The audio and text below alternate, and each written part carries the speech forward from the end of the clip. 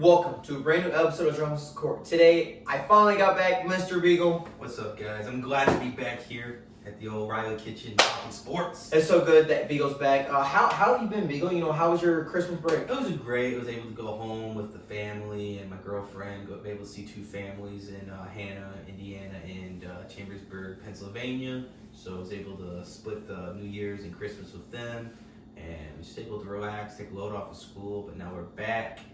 First week back on the grind. Yes, sir. I'm glad to hear it. I'm glad you had a awesome time. I missed you. I bet the fans out there missed you as well. I miss talking and doing this. It just kind of didn't seem the same. Having that other person there to bounce off of, and where I was kind of like, hey, what do you guys think? And it's like, I'm able to have you here with me. But thanks to everyone who's been watching and tuning in. And now, start of the new year, 2022. We're super excited to get into it because it's the playoff weekend. It's wild card weekend. Playoffs. The playoffs. We talk about playoffs. We're talking about the playoffs this week. And not only that, but two teams aren't even playing. The first seeds aren't even playing. So two teams get to rest. And we'll get to that later because having the first seed is really going to help one team very in particular.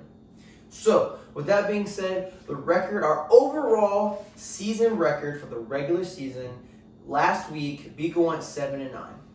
I went 8-8. Last week was not a good week for either of us just because it's the last week of the season. You're not sure who's going to play, not sure who's going to sit out, How I've been saying it's the year of the backups, week 18 is really that entire week of the backups. How good is your JV squad versus your starters, basically. Right. Yeah, I know yesterday on my podcast I shouted you out saying that it was the year of the backups, and that just held true with COVID. Not so much many injuries this year, but it's all just COVID taking many people, and it's held true. The backups have had to hold up this year. And so, with that being said, Beagle's final record of the regular season is 159 wins, 103 losses, and not one tie. Shout out Steelers. Shout out Steelers. But there also could have been another tie. We'll get into that a little bit later and how crazy that could have been. I won 161, 100 losses, and one tie. So, let's go ahead and talk about that one tie. That one tie being the Chargers and the Raiders. Now, Beagle, take it away. Tell me what could have happened if they would have tied. If they would have tied, we would have saw Ben Roethlisberger and the Steelers not make the postseason. I know there's players on the field already agreeing to be a tie, but then we saw coach call a timeout. Yep. And that just kind of messed everything up. I don't know what went wrong there. Just a big blast miscommunication amongst coach and players. I don't know if the coach thought that they were just capping or whatnot, but that definitely should have been a tie. I would love to see Justin Herbert in the playoffs and another quarterback making his playoff debut. But that's going to have to wait till probably next year. So we'll see one last ride for Big Ben, taking it into Kansas City, which we'll talk about in a bit. And let's see if he can go with the bang. Because obviously he was able to go with the bang and get his final home win, but can he get a playoff road win? Or does he go home after this? Will he be sitting and watching the couch? Will he be watching the playoffs from the couch like everybody else? We'll see after this weekend. Now, with that being said, another bad game I kind of want to talk about was the Colts and Jags. Take it away, my man.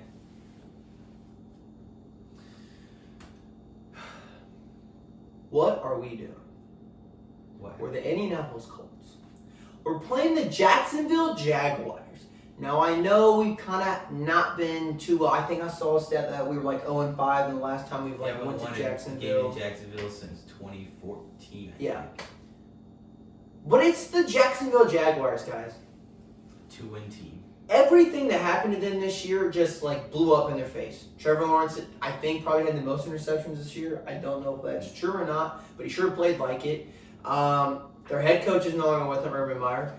Tim Tebow's no longer there. They were just not a good team, and unfortunately, the Colts aren't a good team either. Because we lost to them, I don't know what it was. Maybe our just offensive line didn't play too well that last game. Maybe it's Carson Wentz. Maybe we need to do something with our DBs. Maybe we need to do something with our wide receivers. I don't really know, but I know that I'm going to be watching from the couch just like everybody else. So I don't feel that bad because us and the Bears are in the same position. Yes. And I wanted Jonathan Taylor to win MVP so bad, and I just feel like this game kind of just pushed him out of the conversation just because if you're going to win that MVP, you got to will your team to the playoffs. You're gonna put your team on your back. I feel like. I mean, yes, it does. You do rely on Carson Wentz because he's your quarterback. But if you can't, okay, Jonathan Taylor, let's take over. Yeah, I think they say he only had like 65. He didn't have 100 yards. I know that, but we saw Jonathan Taylor just going off all year, and then he just had a get down game, 77 yards and no touchdowns. 77 yards. Yeah. And Carson Wentz, not 185 touchdown. Not the worst, but he could have played a lot better. I was like, the Jacksonville defense was just on their P's and Q's that game when they needed it. One of those pesky teams that knows they can't make the playoffs, so they're trying to make it difficult for their opponents. Exactly. So I don't know. I remember saying in like one of the first podcasts at the beginning of the week, I predicted like the Colts record in the first 6 games. I think they went 1-5, and that was because they kind of had COVID issues, their offensive line, things like that at the beginning of the season. So I kind of knew that like I didn't kind of expect them to go too far, but then for them to give themselves a chance to potentially make the playoffs and then just blow it on the last game. Not only did they blow it in the last game of the season, but they should have beat the Raiders the week before that. Yeah, they definitely should have beat Las Vegas, and they didn't put that game away. So then you're like, okay, I'm playing Jacksonville Jaguars last week of the season. Let's go. But even the Jacksonville Jaguars fans showed up as clowns. Did you see that? Yeah, I did see that. That's real funny. That the Colts lost to a bunch of clown fans. So. Clown fans. But I think that's enough to talk about them because if not, I'm just going to get more frustrated. But Beagle, tell me about a good game you want to talk about. A good game I do want to talk about that I saw. Talk about the 49ers and Rams. Another in-division battle right there. For 49ers, it was win or go home. And they were down in the fourth quarter pretty late. But they were able to tie it up and bring in the OT where my man Robert Gould hit the game winner. Just great overall by the 49ers. Who played that game? Jimmy Garoppolo. All right, so Trey Lance didn't play that game then. Trey Lance hasn't played in like 2 or 3 games, and I really don't know why. I feel like Jimmy Garoppolo and Trey Lance are about equal, like skill wise. I think they're just trying to ride with a hot hand at this moment, and whoever can feed Deebo Samuel the ball. Yep. I think he's been that most valuable player for that team right there. That team, like Deebo Samuel, I know that every week I can bet on him to score a touchdown, and then he's going to score a touchdown. Like I said, he got a passing touchdown this past game. He got a passing touchdown. And he's got the most rushing touchdowns out of wide receiver in NFL history throughout the season. Mm-hmm. He can run the ball, throw the ball, pass the ball. This guy is just a complete player. And then on the Rams side, Matthew Stafford had 238 yards, 3 touchdowns, so he was throwing the ball, but then he had 2 interceptions. Yeah, we see that's the Matthew Stafford stat line right there, mm-hmm. where he's going to go get his touchdowns, but he just throws interceptions. He's just so here and there, and just I really would like to see him go win himself a ring, but he's going to have to play perfect throughout this postseason. He's going to have to, especially with the teams that he's going to have to go through. But then let's also, give a shout out to Cooper Kupp winning the Triple Crown for the most receiving yards, for the most receiving touchdowns, and then what's the other one? Yards, receptions.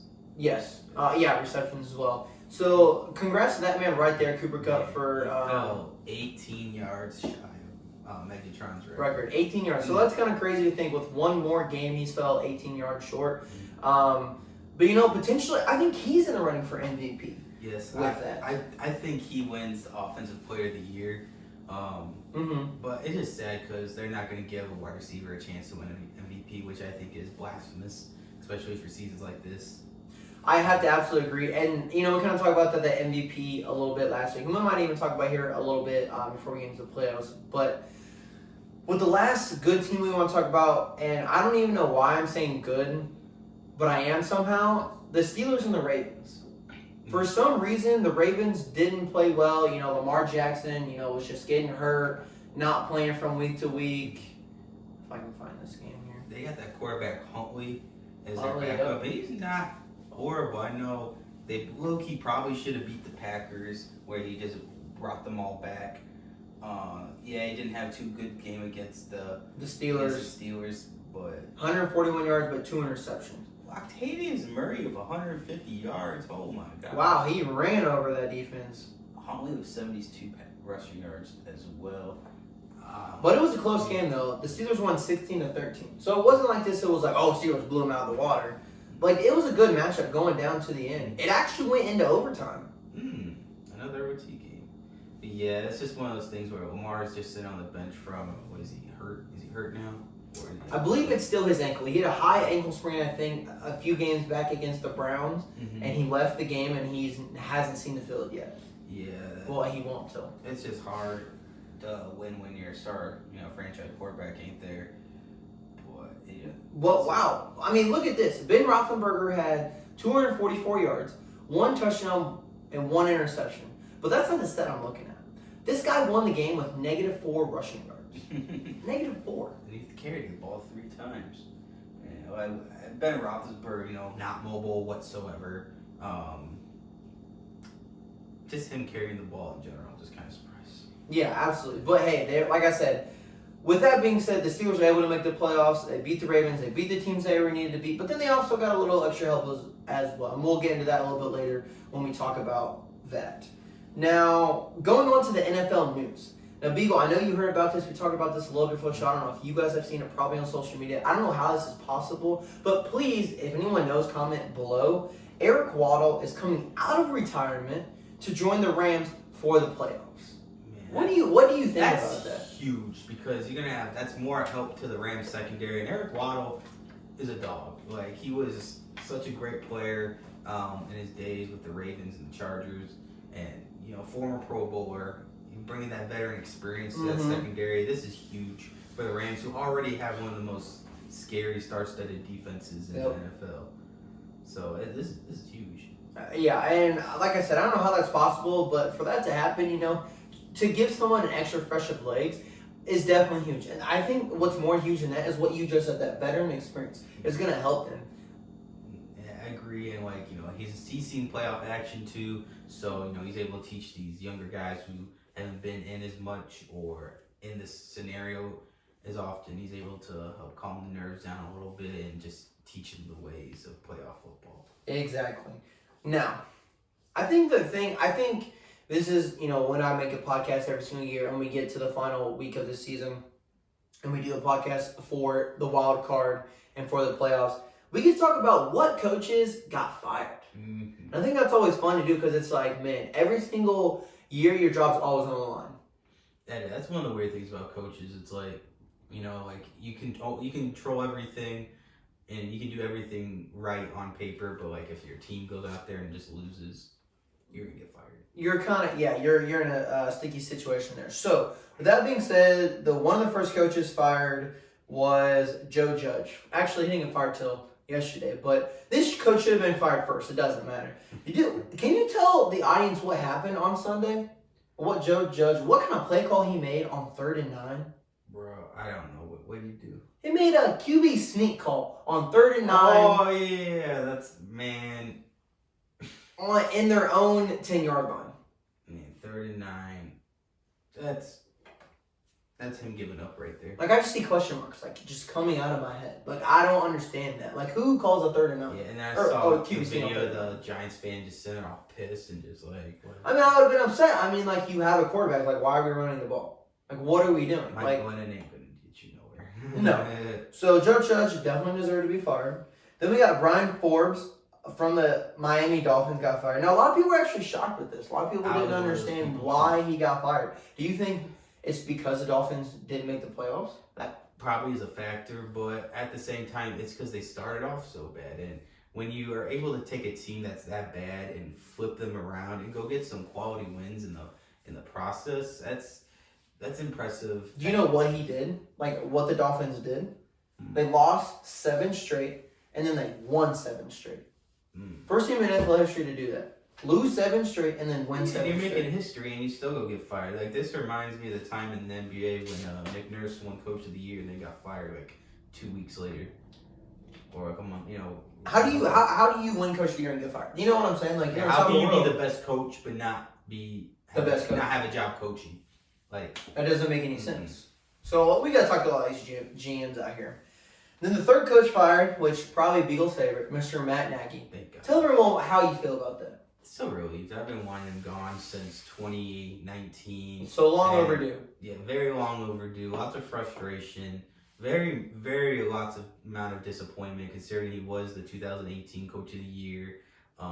He was able to, like when he first came here, had so much offensive creativity, but then he just stopped using that creative genius that he had and started running the most basic plays and plays that weren't working, and he wasn't really utilizing Justin Fields to his potential, not running no read options and using his mobility. Andy Dalton's going to be your starting quarterback. Yeah, so like Foles. So I'm just glad he's gone. Hopefully we can go get either Jim Harbaugh or I think Sean Payne's on the market. I saw. Potentially could happen. We're also talking to Brian Flores too, so I wouldn't mind him either. Absolutely. So there's a third coach gone this year, and then Mike Zimmer from the Minnesota Vikings. Do you think he's gone because he just couldn't get the Vikings to the playoffs, or do you think he's gone because of Kirk Cousins? Cousins definitely got to play a part of it because he's only got that one win in prime time. Yep. So, like when you're not winning and when the lights are on you, everything's on you, and you're not getting it done, that's definitely got to play a part of it. I just don't know why. This one kind of confuses me too. Like this was a down year, obviously, but every coach goes through like down years. Like they made the playoffs, all that. Like I don't think did they make it last year? Last year, if I'm thinking. I know. No, I don't think so. Year before then. So I think it's been back-to-back years, no playoffs. All right, whatever. I guess so. He's gone. Then we got Vic Fangio on the Denver Broncos. Yeah. I think I'm okay with that just because the Broncos got a lot of stuff to figure out. Yeah, they got quarterback-wise. John Elway up top in the office definitely has a lot of holes to fill. A lot of holes to fill. That's how we feel about the Broncos. I think I saw a stat. They've had, since Peyton Manning retired in what, 2014? 16? They've had like 5 or 6 different QBs. Wouldn't surprise me if there was more. So, exactly. Like, that just tells you something that John Elway needs to do something up there. Then we got Urban Meyer, fired from the Jags. I think we all know. We talked about that earlier, why he got let go. And then we all know why John Gruden got fired or resigned. Enough said there. So there's 1, 2, 3, 4, 5, 7 coaches that got fired this year. Just right now. Now I don't know what's going to happen after the playoffs, but right now 7 coaches have gotten fired. So look at that. There are new jobs to be filled, ladies and gentlemen. New jobs. Now with that being said, wild card weekend playoffs. Here we go. Playoffs. We're talking about the playoffs. Yes, Allen Iverson. We're talking about the playoffs. So our first game. Saturday, June 15th, this Saturday at 4:30 p.m. Kind of something different this year. We're having the playoffs on the weekend. We also have one on Monday night as well. We'll get to that. The Raiders are coming in, squeaking their way by, playing the Cincinnati Bengals.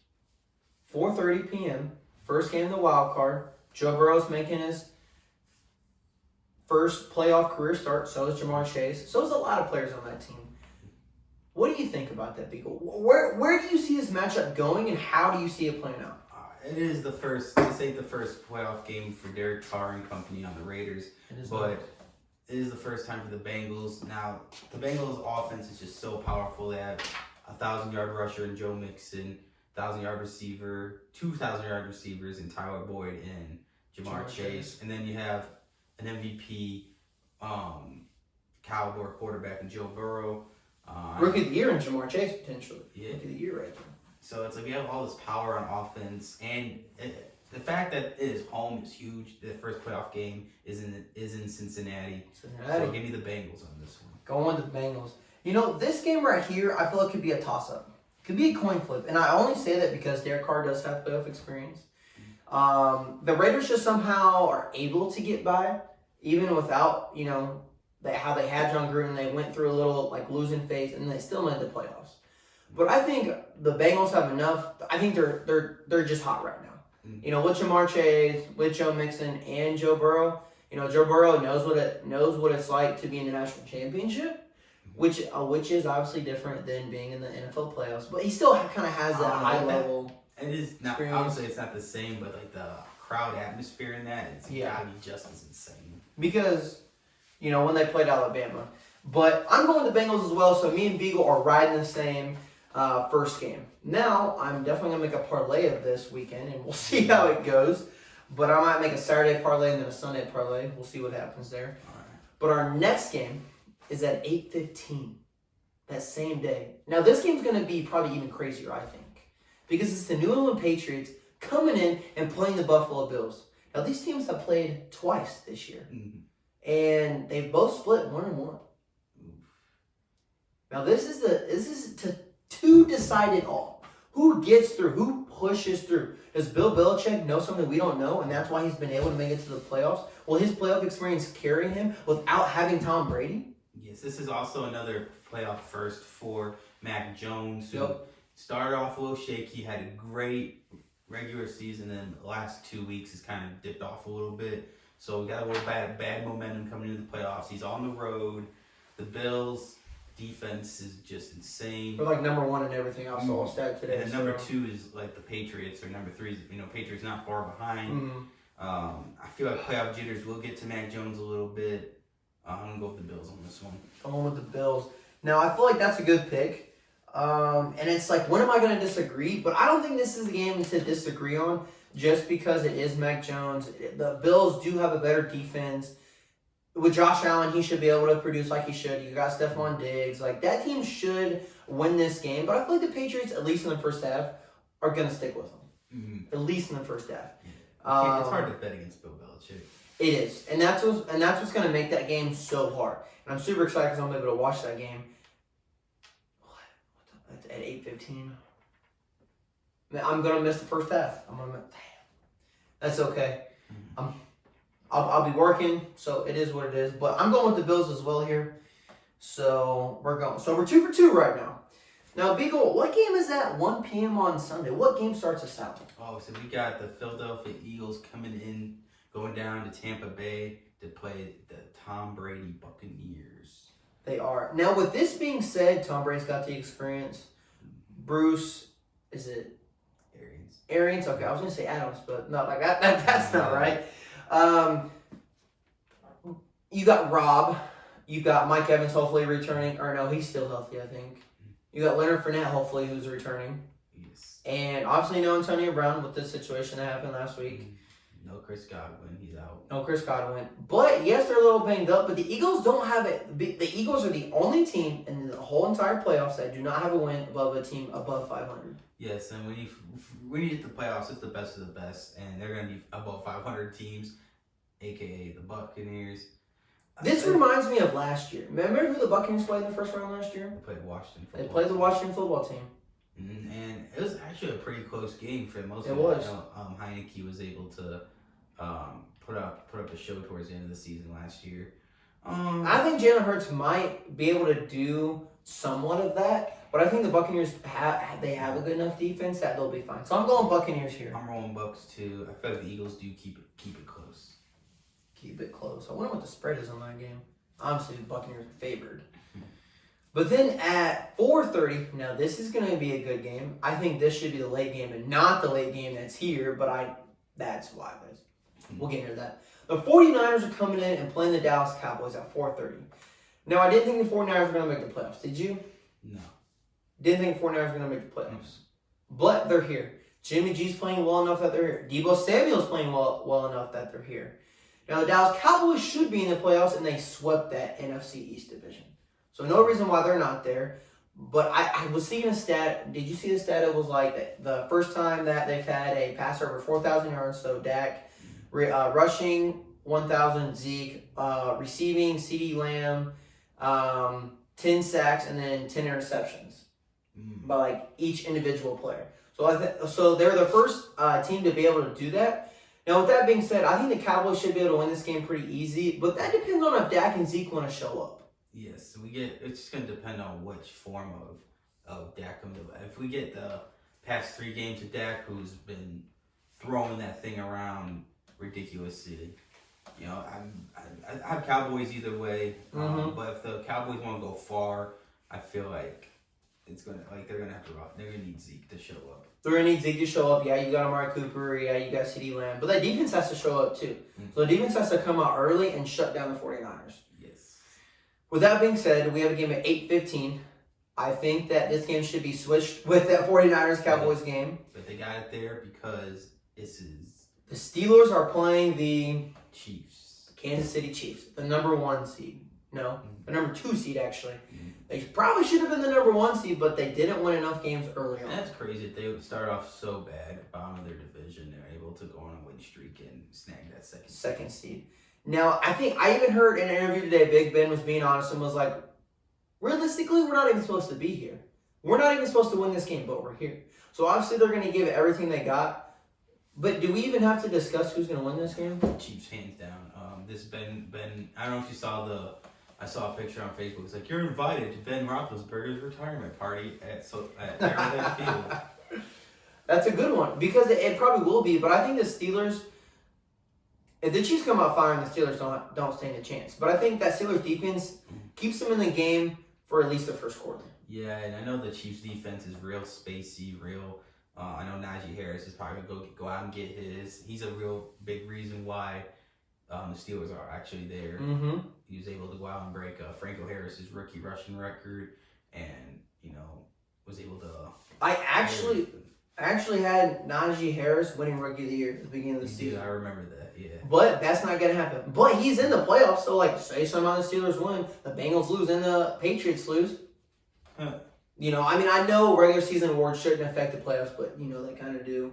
So, but yeah, without a doubt, this game is pretty easy. The Chiefs definitely lock this game down and move on. And I don't know what the seeding is wise. Can you pull it up, the seeding wise of who went if depending on who wins what, we'll kind of see who goes on where, because I think that'll be kind of exciting.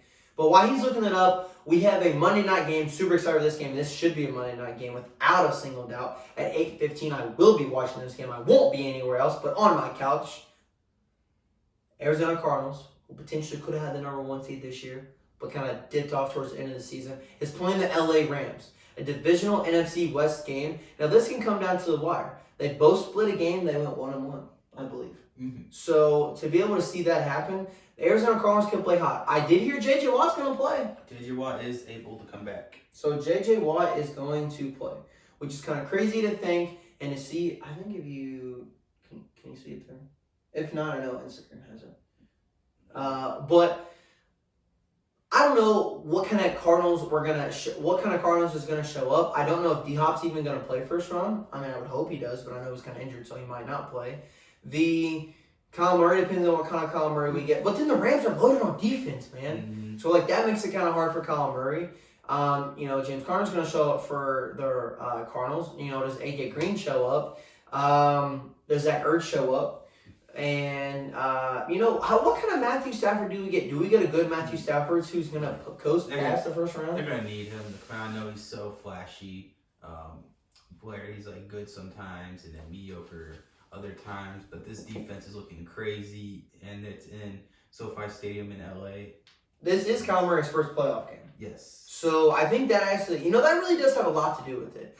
Kyle Murray's first playoff game. We've got, Jalen Hurts' first playoff game. We've got Joe Burrow's first playoff game, and Mac Jones' first playoff game. So it has a lot to do with a lot of what's going to happen during that game. How do they take over and what happens? But if I've got to pick a winner, I did think Matthew Stafford's going to win MVP at the beginning of the year, but it didn't happen. But because it's not going to happen, I'm going LA Rams. Me too. I got Rams on this one.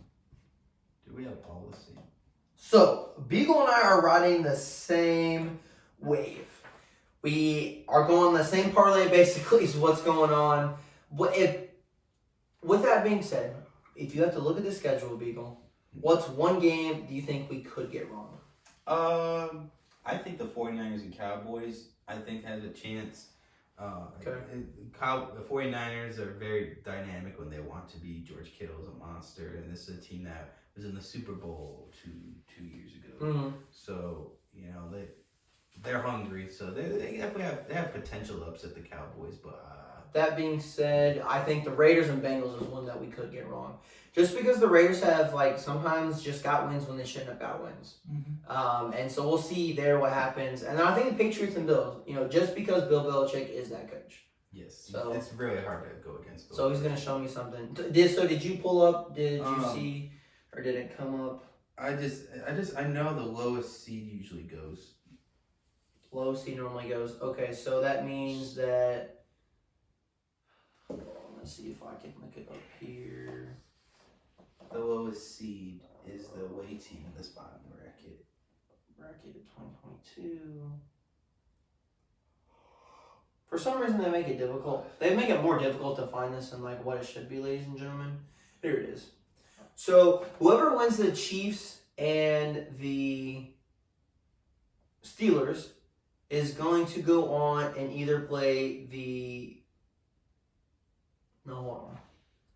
Whoever plays the Bengals and Raiders moves on, and then whoever wins between the Patriots and the Bills, they'll play in that game. So if our Bengals go on and the Bills go on, it'll be Bengals-Bills second round, and the Chiefs win. The Chiefs will play the Titans the second round. Ooh, a playoff rematch. That'd be pretty cool. And then on the NFC side, you got if the Rams go on and the Cowboys go on, it'll be the Rams versus the Cowboys. Mm-hmm. That'd be a great game. And then if we got the Buccaneers playing Green Bay, two old heads going at it. Another rematch of Aaron Rodgers and Tom Brady. Not even that, but the two MVP candidates going at it. So we'll see what happens here. Like I said, the playoffs are when anything can happen. And, these are the best of the best teams that are in. And we'll just see what happens because you never know what can happen. Now, with that being said, thank you guys so much for tuning in. Thank you guys so much for listening to the Wild Card Weekend. And we will see you all after Wild Card Weekend. And when we go into the divisional round.